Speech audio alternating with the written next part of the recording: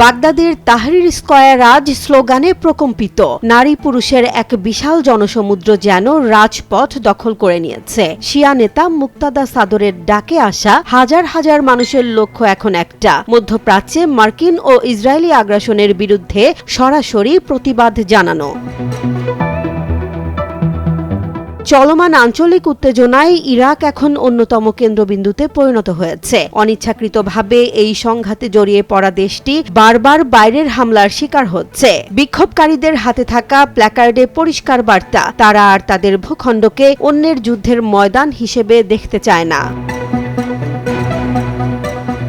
বিক্ষোভকারীদের মুহুর্মুহু স্লোগানে আকাশ বাতাস ভারী হয়ে ওঠে। সমাবেশে অংশ নেয়া ধীরগাম সামির নামে এক বিক্ষোভকারী একে অর্থহীন যুদ্ধ হিসেবে অভিহিত করেন, যেখানে সামরিক শক্তির চেয়ে বেসামরিক নাগরিকরাই বেশি ক্ষতিগ্রস্ত হচ্ছে। তাদের দাবি, এই লড়াই শুধু কোনো রাষ্ট্রের বিরুদ্ধে নয়, বরং মানবতা বিরোধী এক অধ্যত্বের বিরুদ্ধে।